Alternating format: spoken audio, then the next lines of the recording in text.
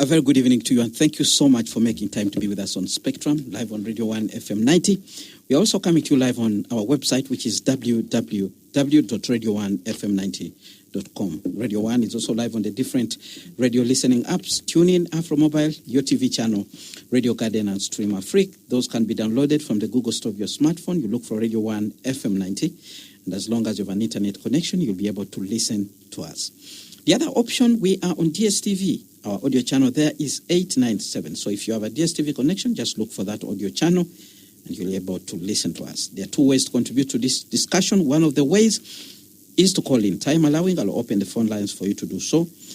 In the meantime, you can share with us via the WhatsApp line, which is 0703-090-090. Today we continue looking at the outcry of young people over corruption.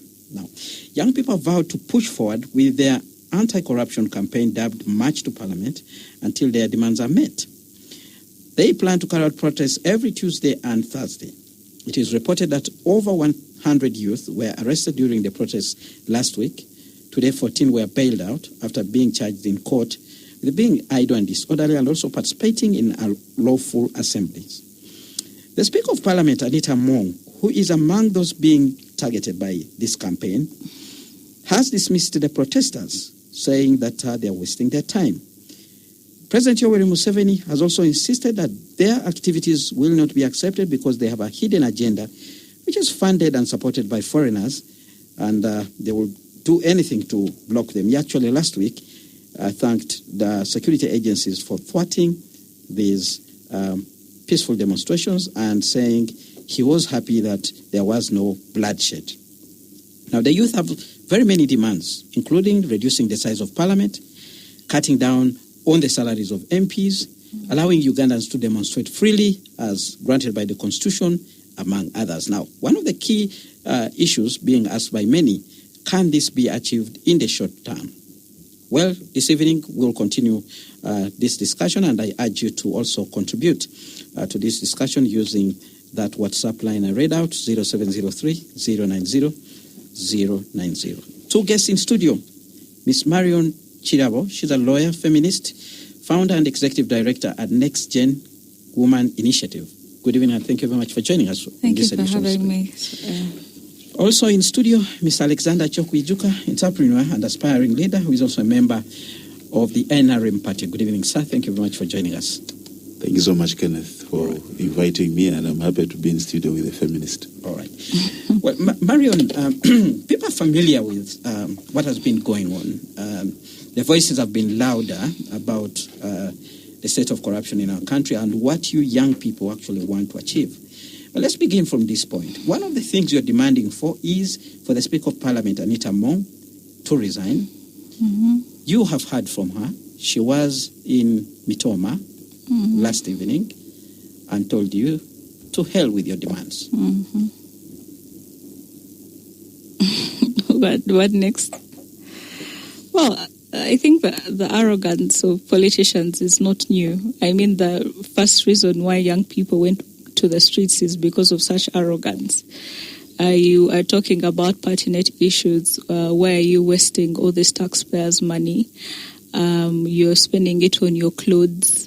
You are constantly bribing MPs to pass supplementary budgets, and yet the hospitals are in disarray. The education system is in disarray.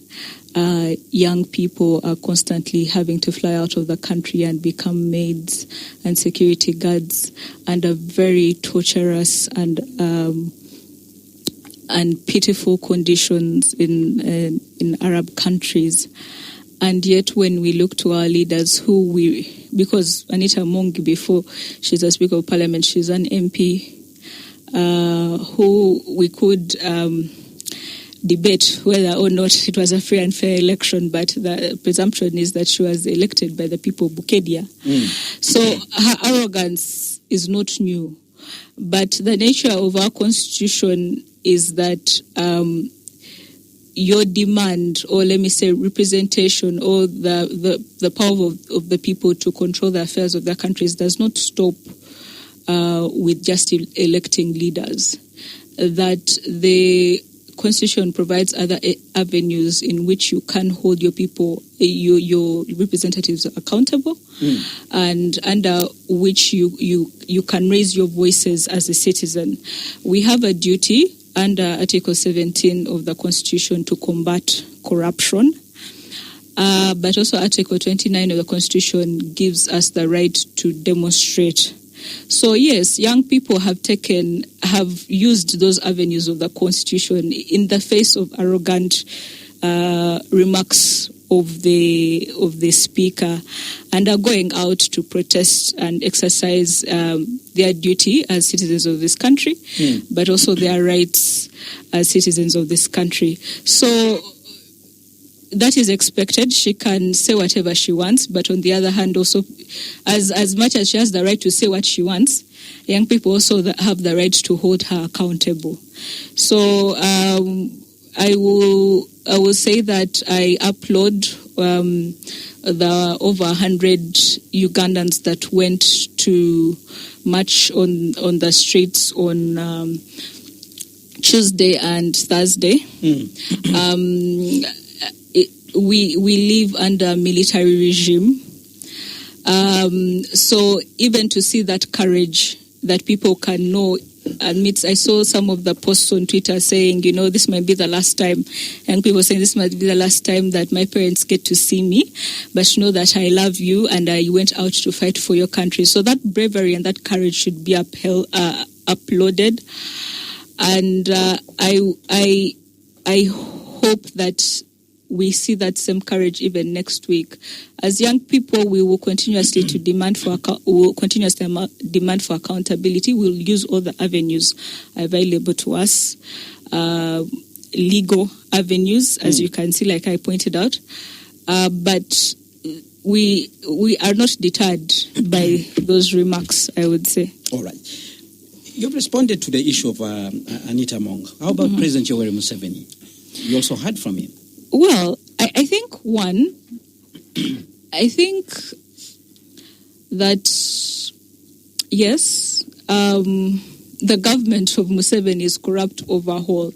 But I think people should understand, one, when people are fighting, we are under a military regime. This is the second time you're repeating that. I have to emphasize that, because I've heard remarks of people saying, oh, you guys, you should do this, you should do that, you should do this. But this is not the first time we're having protests and people coming out to speak against this government or Museveni himself. We have been for over the past 1 year urging the government to release political prisoners who are still behind bars up to now. These people come out with injuries, marks of torture, and now we are recently hearing allegations of even sexual assault. So if you are organizing and operating and protesting in such an environment, even the way you're going to protest is not going to be ordinary. You get? So for young people, for them, they have decided that these are the low-hanging fruits that they think that this is attainable. You get, and so I don't think it's right for someone to blast them and say, oh, you should go for Museveni. For them, they have chosen that this, for the meantime, this is what they are going to start on. Before then, they go for the big guns. For the meantime, let us concentrate on having a sanitized parliament. Perhaps if we can have a sanitized parliament, then we can also go for other things. You get, Kenya is lucky that they first found a way to sanitize their judiciary. And now their judiciary is the one that is coming to defend their young people as they go and protest. First, we have no protection whatsoever. The parliament is completely silent. They've even gone on holiday because they do not want to address Ugandans' issues. You're looking at the judiciary. The judiciary, first of all, is allowing unconstitutional charges against young people for young people to be charged with these charges that are unconstitutional. And to top it all off, they're reminding them. Even when we're asking for bail, they are putting exorbitant fees, bail fees of 200, 500, and yet some of these offences no longer exist on our jurisprudence. So you can clearly see that Ugandans are operating under very stringent circumstances. So you don't expect them to, let me say, toe the straight path and just go into it. They're also smart about the way they decide to politically organize and politically protest. So one of the key things President Yoweri Museveni talks about that you have a completely different agenda from what you're telling us here today, but also you're being supported and funded by external forces. Let him prove it. Whose aim is to destabilize the country. And from how you're explaining these issues, you mix so many things, protests with politics and things like that. Somebody can easily misunderstand you and say, indeed, these people have a different agenda. What would you say? What are you saying? What do you mean protests and politics? These are governance issues. All right. Do you want to say that governance is different from politics? Is that what you're trying to say? Politics is part of governance. Exactly. So when I say politics, governance, when I say corruption, leaders, it is all politics. At the end of the day, the leaders of parliament are all politically elected, democratically elected in the art of politics, in the game of politics, right? So they're political issues. When we sit down to budget, and we're allocating, let me say, money to hospitals, we're still engaging in politics. Because it's our elected leaders who are going to sit down and say, okay, we are approving this budget, or no, this money has to go to this and this. And they're all going to vote. So it is politics. This whole thing of saying we should differentiate between politics and what, it's semantics. It's I'm sorry to say, but it's absolutely dumb. And because so what? So electing a president is not politics. All right. But to point up to what you're saying, I also think it is very patronizing and very insulting for any person to say that that Ugandans need foreign funding for them to actually stand up and say that, oh, it is very wrong for a Speaker of Parliament to come and present a budget of clothes while there's a hospital in Bukedia that has no equipment. You get? I find that unless you're saying Ugandans are very stupid and they cannot think on their own and they cannot see right from wrong, if we continuously are seeing our MPs taking bribes of 50 million from the government to pass supplementary budgets that do not in any way trickle down to the needs of Ugandans, shouldn't we speak out? There would be something fundamentally wrong with us if we continuously kept quiet after seeing all these things and we were waiting for funding so that we can say something about it. You get? So I don't even get where that comes from. It just shows a lack of detachment from the populace and what people are going through. Like I've told you, we are in a situation where many young people do not feel that they can make ends meet in this country, and most of them are going abroad where they are subjected to very inhumane conditions, but they continuously go there because they feel that the environment in Uganda is unbearable. All right. Let's hear from you, Alexander Okwijuka. You come from the NRM party. You're also a young person. We have had you here on this platform before to discuss some of these issues. What's your take about this youth-led initiative against corruption? Thank you so much, Kenneth. For starters, I think it is only fair that we all, as Ugandans, agree that corruption is a very bad cancer that is eating up this country, and the coming generations may find only bones when all the meat is, eaten up. I also want to applaud the young people for coming up to really voice concerns, which I don't think are concerns that affect only young people, but affect us as citizens of this country. I also want to appreciate all those that have come to stand in solidarity with the young people, especially when they feel that their future is a little bit, threatened, and they want to make some noise for themselves so that then those who care can try to salvage their situation. But also know that sometimes there is always a very, thin lining between what is good and what is bad. in every situation and every effort. And in this case, I think that the young people of this country need to go back to the drawing board so that then they can put up a better spirited fight if they must, lead the way to ending corruption in this country.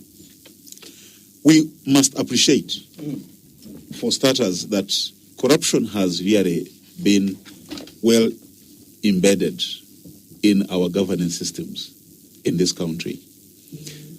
And I usually love the words of the late Right Honorable Speaker Jacob Olanya when he mentioned in Kororo that we are all corrupt, and he was asking people to point out who is corrupt.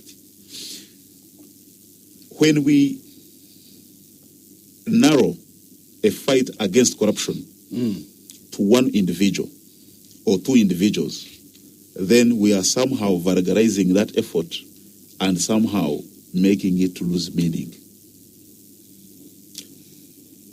Out of corruption, we have some very powerful people who are more powerful than the system itself.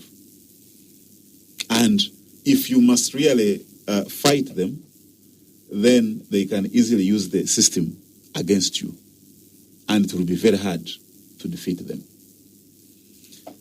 I surely know that it was very wrong.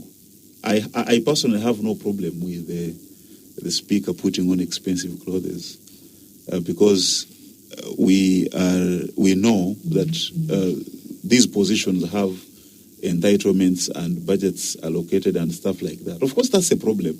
But you see, these are people who are using the system, to enrich themselves. And those things are actually, provided for in all of those, founding documents. It's a problem, but it's not one that we can solve today. To say that now let us scrap the entitlements, the emoluments of the speaker from whatever policies and all that administrative instructions. But I have issues with the moral stand of some of our leaders. It was very wrong, for sure, for the Right Honorable Speaker to stand on a rally in, I think, Rengo, and reaffirm the safety of the remanded woman MP, and even reassured them that she will be their MP forever.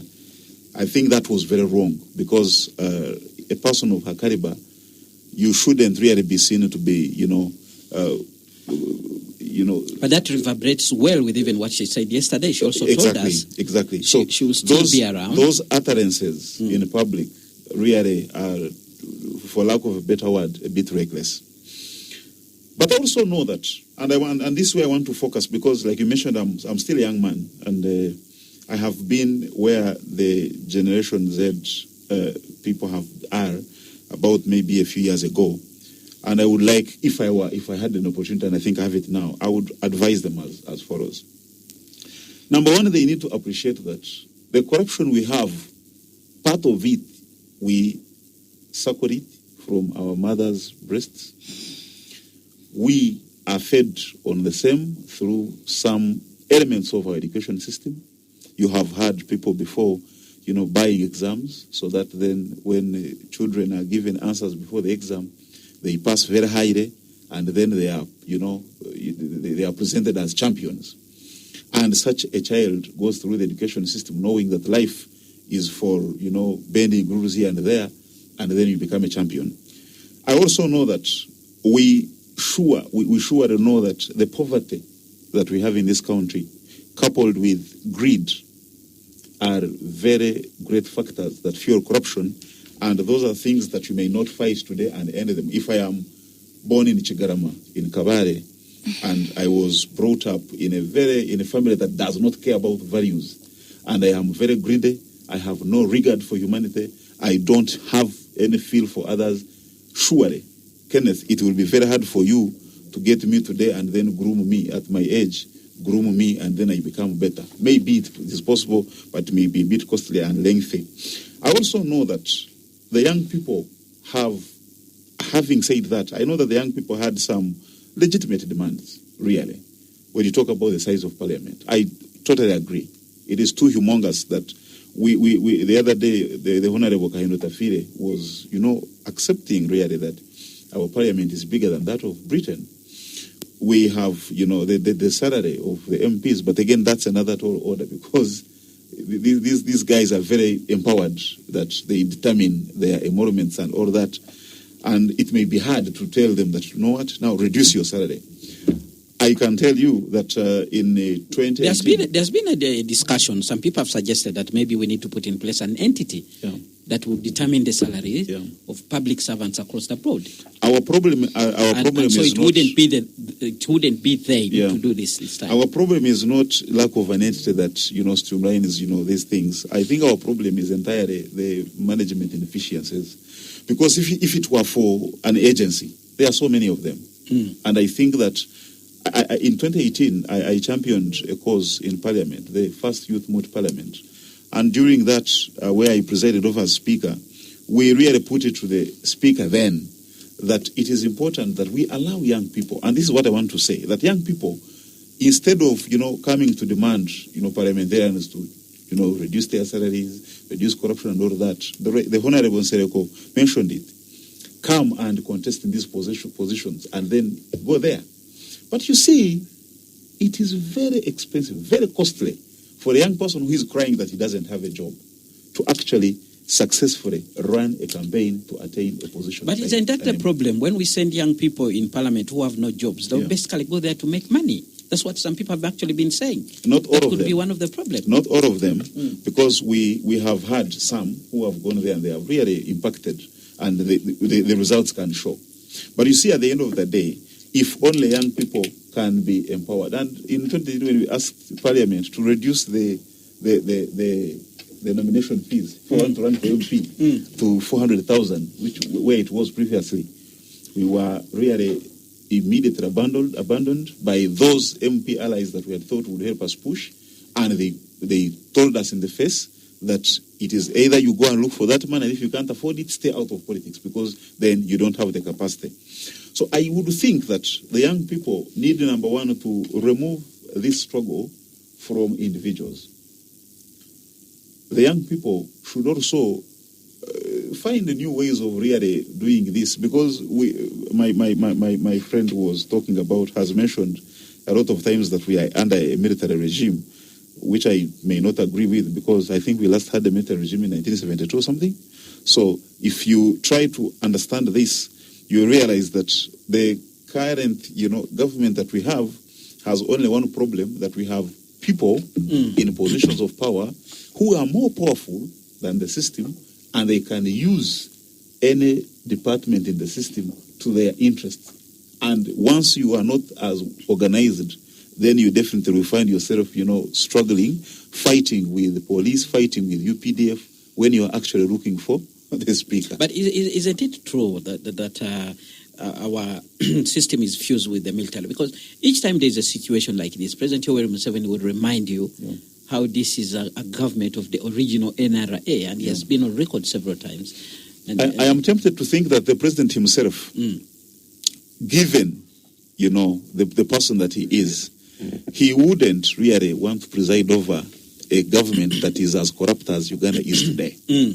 But I also think that Uganda is a little bit too amorphous to find that you may not effectively, fight these culprits, until the last one down.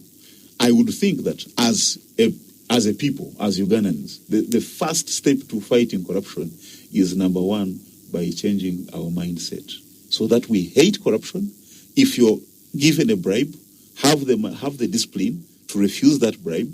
If you are given an opportunity through a corrupt approach, have the discipline to refuse it.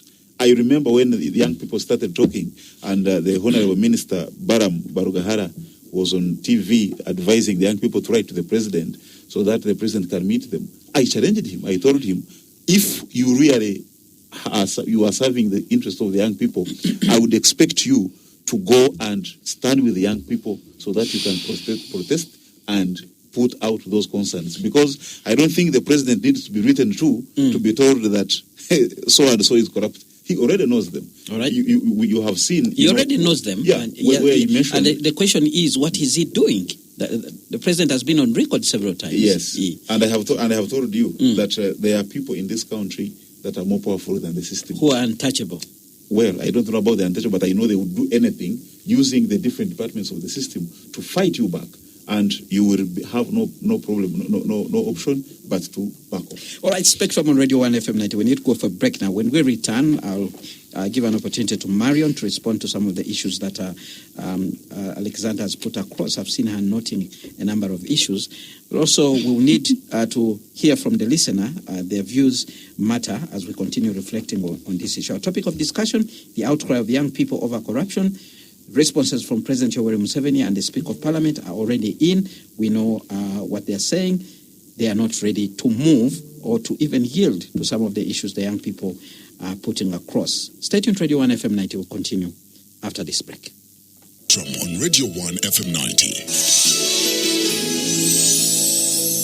Well, thank you so much for staying with us on Spectrum, live on Radio 1 FM 90. My guest this evening, Miss Marion Chirabo, lawyer, feminist, founder and executive director at Next Gen Woman Initiative. Mr. Alexander Chokwijuka, entrepreneur and aspiring leader who is also a member of the NRM coming from Kabale district. Our topic of discussion, the outcry of young people over corruption, but we're also reflecting on how President Yoweri Museveni and the Speaker of Parliament have responded to the demands of the young people. So, Chirabo, what next? You heard from Alexander Chokwijuka there. One of the things actually points out is that it's going to be very hard to fight corruption in Uganda because there are some people who are powerful. They leverage the state institutions to actually protect themselves and even threaten those you have constitutionally elected. But he's talking about powerful people, and then he's saying that we should not reduce the corruption struggle to an individual.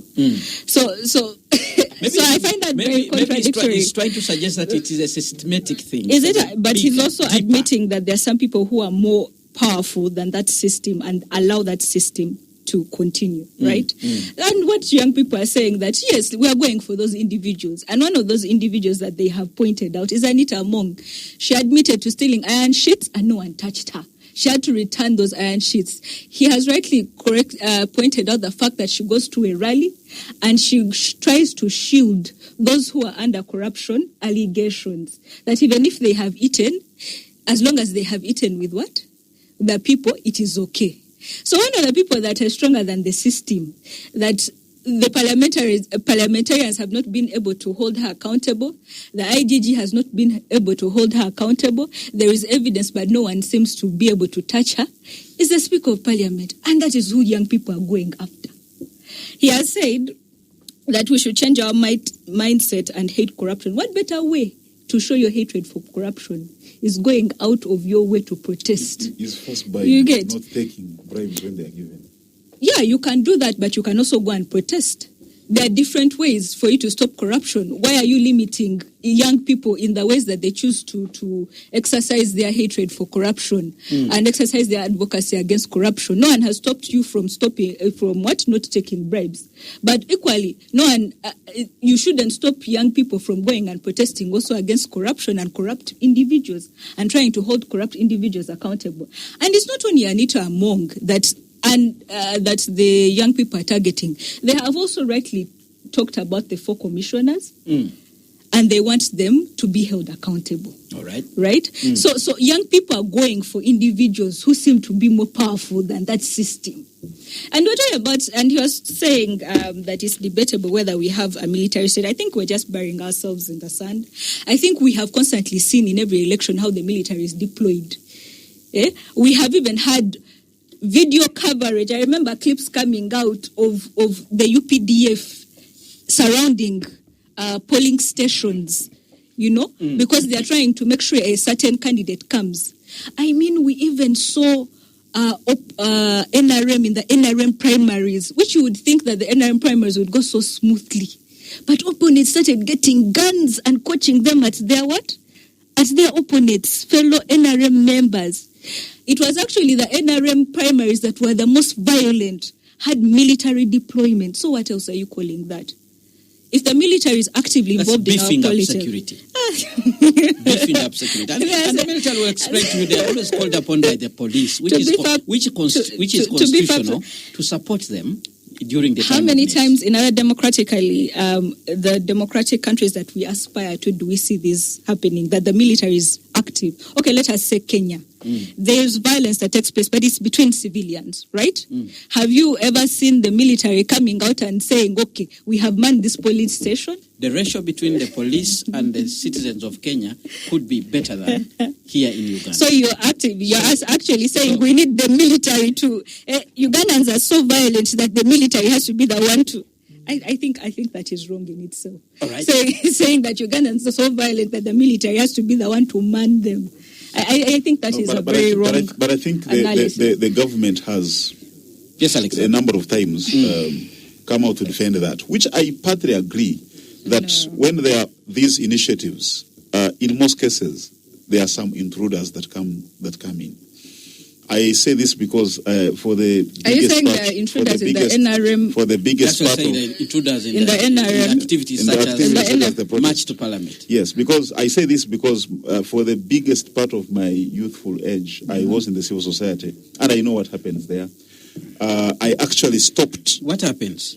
I actually stopped, engaging in those activities because I realized that... Don't make allegations without clarifying. What happens in civil society? And I'm coming. I stopped because I realized that the players in the civil society sector may be more corrupt than those in government. Yes, and I'm saying this because I have evidence and I can easily, share, evidence and all that. So at some point, when you hear people say... I'm not saying that what, security comes and says that we heard that there are plans, that some people wanted to use this to they are funded. They are funded. I'm not saying that it is true, but it cannot be, washed away and attended to. Because surely that Uganda, given its strategic position and its strategic location, and all that we know, is a target, by some self-seekers, some imperialists, and at the end of the day, you may easily find that there could be plans that the young people may not be aware of, but self-seekers intrude into these efforts, and you find that security has, the point. But also, unless security comes and gives evidence of these allegations, yes, we shall still think that... But also you should not make those allegations without this evidence. Because I think you're talking about intruders. I think for every accused person, there has been a profile that has given. They are doctors, they are lawyers, they are students, former guild presidents of universities, they are marketing advisors. I mean, so which intruders? What do we mean by intruders? There is no non-citizen in this. So what's your definition of intruder? Exactly? Imperialists. Who are the imperialists? You see, people who are interested in. Auntie, where is that evidence disturbing our peace? That these imperialists are there? All the people who have been arrested, there is no non-Uganda. Let me respond. Let me respond. I want you to appreciate that we have a very serious problem in this country called poverty. And the poverty we have is both in the pocket but also in the mind. And trust me, it is very hard for you to gather 50 Ugandans, yes, and you fail to get at least 5 of them who are so desperate that once given some little money, they will be able to deliver all your plans to those that need them. I'll give you an example. Some time back when I was at university, we planned, a protest against tuition increment. And at the time we were leaders, we were the ones, leading. And we agreed that we are going to take a petition to the Speaker at Parliament so that Parliament can intervene and, hold the plans by the university to increase, tuition. Once we reached Parliament, we delivered our petition to the Commissioner of Parliament then, the Honorable Dr. Chris Wajomunsi. And he promised to us that he's going to deliver it to the Speaker and we should wait for feedback in 2 days. When we were going back, we reached CPS. And then one of the leaders then said, but how can we just strike for just 2 hours? At least we need to say something so that then the world can see that we were very serious. All right. We went. By the time we reached the main gate at Makerere, the guild president was not with us. 4 of his ministers were not with us, and there were rumors later that they had received money from the IGP then. And trust me, that whatever the commissioner had told us wait for 2 days, stopped there. They started at the gate, and the rest, we followed tear gas, and the struggle just ended like the rest is history. I like the way you talk about rumors that you have not, meaning you have never verified any of these rumors that you talk about. But also, I think it's quite, I will again say, quite insulting, because we have had conversations online, and over 900 people have tuned it to express their discomfort with the situation in Uganda. So why is it so far-fetched to think that over those 900, 100 people will come out of that conversation and say, for me, you guys, for me, I'm tired of just talking and bad-mouthing people. I'm actually going to show my dissatisfaction by protesting. Why is it hard for us to believe that the situation is actually that bad? I also think it comes from a detachment that we have on how bad things are out there. I think we just see these stories of people flying, going to Arab countries, these things of people dying in hospitals. Maybe we have become too detached from the suffering of common people that we think in our minds that no, it can't be that bad that people, it must be that people are funded. The situation in Uganda can't be that bad. I think as our leaders have become so detached that you don't even know what the pain that Ugandans are going through. But do you think that, for instance, the young people who are going abroad to look for jobs and all that, do you think that it is very easy for everyone to go? And that's why I talk about mindset change, because I want to ask you, do you know how much money you must part with, especially now, to secure a job, maybe in Qatar? And I do know. At least I have interacted with 4 people who have gone abroad. I've known what they have gone through. Some of them borrow this money. Actually, most of the people that I've interacted with borrow this money. And they borrow it and give a promise that, when I reach Oman, I'm going to become a security guard. At least they're going to be paying me 2 million, which I would never get in this country for being a security guard. And I'm going to pay you every month. At least I will send you back 400. And I want to give you a practical example. If you borrowed 5 million, for instance, instead of going to Oman, where do you come from? I come from Kasese. Kasese. Yes. If you had 5 millions in Kasese, is it possible that you can actually use these 5 millions and start a business that can give you a profit of about 500,000 per month? Why must you rush to go to Qatar or environment suitable for young people to when you're having reports telling you that every business that young people... You asked that a question. Let's respond. I hadn't finished though. You asked that you have interacted with 4 that have gone out of the country. Have you also interacted with a few of those that have borrowed money and started a business here in Uganda? And they have told you how they are doing? And you think the ones that go to Oman are better? No. I'm not saying the ones that issue? I don't. No. I don't say that the ones that in Oman are doing any better. Actually, the reports that come out of those Arab countries should be able to deter people from going. But the desperation, because of desperation, and the lack of any hope in their country, they are going to subject themselves to these torturous conditions. With little pay, some of them becoming sex slaves abroad, but because the situation is so bad. And you're talking about entrepreneurship. I will tell you that reports have shown that Uganda is the most entrepreneurial. It has the most entrepreneurial youth. So it's not for lack of trying. No, what wrong mindset are you saying? What wrong mindset are you talking about? Ugandans are online. What quick money? You don't have the Ugandans are online. Trading. Simanyi buying bags, online businesses, what?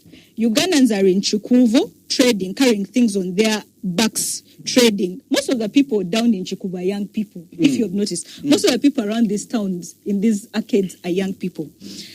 But every year, the government imposes taxes, simanyi on rent, simanyi on commodities, and reports will show you that because of this, the economic climate, most of the startups that they start do not last their first birthday. Some of them because of lack of information. Not some of them, most of them. Those are what because of lack of information. Because when it comes to taxes, Uganda has a tax regime that is a bit harsh, but also, favorable.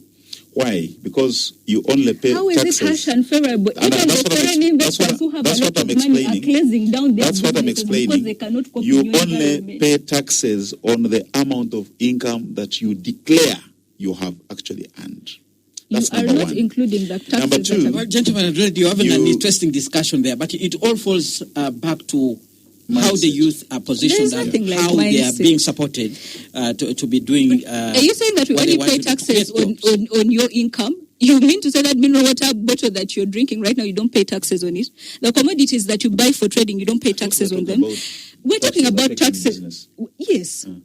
But Whether you are trading. whether you If start you're a business trading or in not, water, you are still going to take this water. So why is it hard for you to pay taxes when you're doing business and you are comfortable paying taxes on water when you're not but doing what business? trade are we talking about? You're still going to buy these commodities and sell them, right? That's the trade we're talking about, is it? Because last time I checked, we don't manufacture goods in Uganda. Most of them we don't. Most of them are imported. Even the clothes you're wearing. Even the clothes you're wearing. This water is from here. We actually manufacture so much. No, we do not. We do. We import most of the commodities that we buy, we trade in and we put on. I will advise you to visit. We are an importation. Visit Namambe. We are net importer. That's what she's saying. We import most you of see. the things, even toothpicks that are imported. All right, That's what I'm talking we have about. a So most of the trade you're going to engage in is imported goods, All right, which have taxes on it. We have feedback coming in from the listeners. Let me read some of these comments. Henry Racina says, imperialists fund both government and opposition and the Gen Zs. Can we citizenize the Gen Zs to go back to their country? That's a question there is putting. Good evening, Radio 1. This is Drakumani from Arua. Corruption in Uganda doesn't need mindset change. It needs serious tough action against the corrupt. No lamentations about corruption. This NRM man is just hiding the truth. Then we have another comment from Drakumani who continues, tell that young NRM man that words alone cannot stop corruption. Tell him to start mindset change with the leaders who are very corrupt and unpatriotic and scandalous. The leaders we have are not patriotic. That's why they loot, steal, grab everything. Patriotism can't be taught, but should be seen being practiced by the leaders. We, the ordinary citizens, love this country so much. It's our leaders who don't like this country. Then we have another comment. Some people are staking acres of land which they would have used productively to just go to the Middle East. It's a mindset challenge. Then we have another point. The political leaders are a direct reflection of the population, its mindset and character. How then can some people see themselves as being removed, not being part of the problem, yet they hope to be part of the solution? These principles don't pass. How do we deal with corruption in the public sector, yet allow the same values in the private sector? The value system is inverted. Somebody writes and said, in a political dispensation of winner takes it all, individual merit and an economy of laissez-faire, corruption is a manifestation and not the cause of poor governance. Then somebody writes in and says, hello, Spectrum, who funds the poverty in Uganda? Well, I don't know. Then another comment from Jeff, listening in from Nakawa, says, good evening. Kindly let the young lady learn about the enemy within. Traitorous persons. A covert operator doesn't have to show force. You just collapse from within. Then somebody writes and said, laziness can cause desperation. It's not all about the state. I think it's regard to young people. Mm-hmm. Then he says, good evening. This is Dennis who writes and says, good evening and thank you for the show and hosting the guest. Tonight, the lady spoke very well and we shall keep bringing out these issues. But what I think the country should start going after individuals like Honorable Matia Kasaija. He should be held accountable for all the money that he borrows on behalf of the country. He should show us what he has done with the money. Minister of Finance goes borrowing and some people keep eating. So to get the value for the money they have borrowed, Matia should account to us. And if he does this and starts going after individuals, people will stay back. Amo Martin from Bale. My question to Marion is, in the event that all the protesters' demands are not honored, what do you plan to do? Also understand that corruption in parliament accounts for only 1% of the total corruption in Uganda. Why are you silent on MDAs and local governments? Then we have another comment. Good evening, Anderson and Spectrum panelists. I have two comments about corruption in Parliament at the Gen Z's demonstrations. One, I have been following the issue of corruption in Parliament and allegations leveled against the person of the Speaker. My question is, who is the Accounting Office of Parliament of Uganda? And why is he not being mentioned in this whole saga? Then he says, we are reliably informed some of these young protesters are merely trying to seek attention in order to be accorded asylum in other countries like Canada. So being bundled up on pickups, tear gas while filmed and photographed is good enough evidence for which hand to be presented at various embassies to apply for visas. What is her comment? That's a comment from Kamugo Fred Keta, who is listening in from Kira Municipality. Well, we have so many comments coming in, but very quickly, if you can respond to some of those, and I'll begin with you, Marion. Okay, so in the event that the demands are not met, well, one, I think, like I said, this is not the first time we're having protests against corruption in this country. The fight for corruption the fight against corruption really has been on for a very long time. The thing is that, in spite of the outcome, for me, I'm already proud of the young people for taking a stand and saying that, this is not right and someone needs to be held accountable for this. I think what is going to happen is that we will see more and more people joining this fight. I don't think it's just going to end here. I think young people will push on as far as they can to make sure that these demands are not met. And like I said, it's a military regime, so people fight and live to fight another day. You get so I think for me the lesson is to keep on. If you really believe in something, I think it's important that you have resilience and fight for it until the end. So I think as Ugandans, we need to keep on, keep the struggle moving, support where we can, come out in the small ways we can to protest. You might not necessarily march or walk to Parliament, but there are other ways that you can show your dissatisfaction and stand in solidarity with the young people fighting corruption. Please come out to give bail where they can. If you have legal services, offer them for free. And let's see, let's push and see. You never know. Maybe this might be the first time that actually this fight yields something. The other thing is that why Parliament and yet it's 1%? Well, I would say that. And also the Accounting Office of Parliament, who is the clerk to Parliament, is not mentioned. He's the gatekeeper. He's the gatekeeper of the monies of Parliament. I think why Parliament is because these are elective leaders. They're representatives of the people.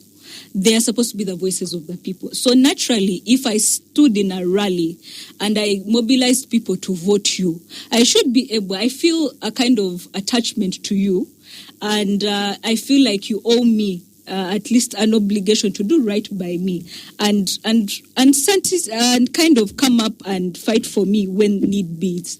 But also the national budget, of which allocates how our taxpayers' money is used, is really in the hands of Parliament. Parliament allocates and approves. Okay, government allocates, but Parliament approves the allocations, right?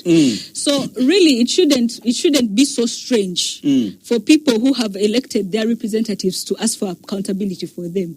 For them, they found that is the quickest way to fight corruption. All right. So if someone feels like there should be another way, they should also come up. No one is stopping anyone to find another way to fight corruption. But for the young people that felt like their representatives, the ones that they elected, should be the ones that they ask for accountability.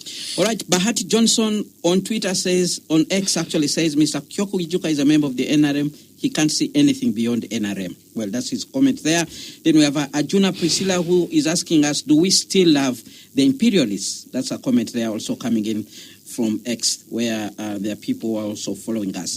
Very quickly, Alexander, thank you so much. Number one, I want to, I am a vendor of hope, and the people back home call me Amasko Gandorwaisti, and I want to encourage young people to keep hopeful, but also have an open mind, so that when we point out a few issues that are with the struggle, and if they really wish well the struggle to get results, then they should listen and not be defensive. Number two, I still think that I want to pick from my sister Chirabo's point of holding our leaders accountable. Now, dear young people of Uganda, if you want to hold leaders accountable, which I agree with and I support so much, start with holding the local leaders accountable. So that money that is at your local council 3, local council 5, is utilized to deliver services to the young people. Start with holding your MP accountable so that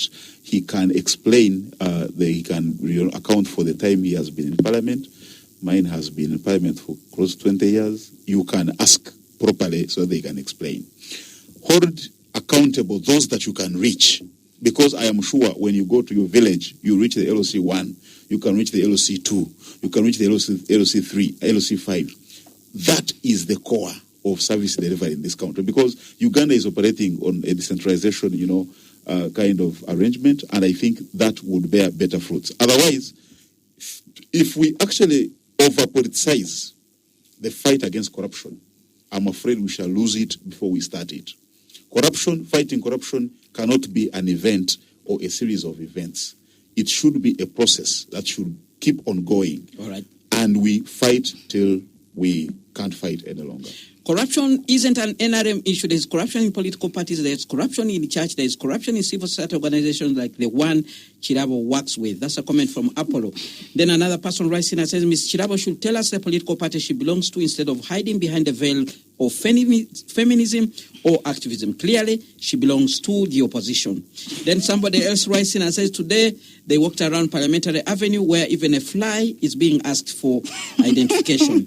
Then Ejoy Job writes in and says, the NRM man in studio is lying to us. Then somebody else, Emmanuel, writes in and says,